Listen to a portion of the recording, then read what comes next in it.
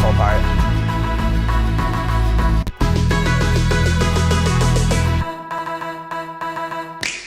So this is probably the part everyone wants to know about, how we did the drop. So we're all about like dynamics, and basically we cut everything out just for that vocal chop that I was talking about before. Is that snaps just from that set of drum samples that I was talking about earlier. It's, oops, not there.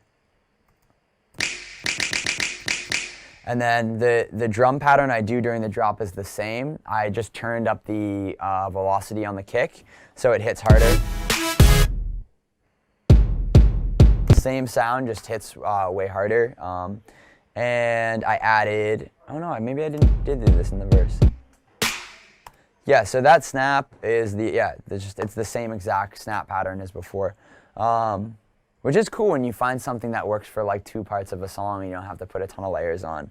We're all about simplicity. When we, like, side note about simplicity, when we started producing, I feel like we would like listen to all this shit and it would sound so big and loud, and we thought that that meant stacking sounds on top of sounds. Little did we know that would just make our mixing troubles far greater, because there's too much shit going on, and like the really good sounds don't have the space they need to really break through when you do your final mix and you master it and try to make it nice and loud, because it is dance music after all.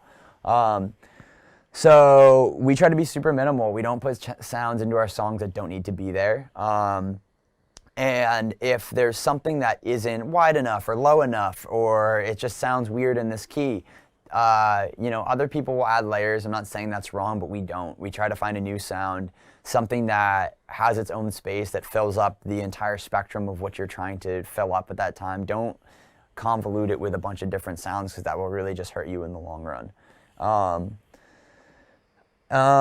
Which is really hard to do, because like you add a lot of stuff in when you're like teaching yourself how to produce, and then you have to like take a step back and be like, less is more.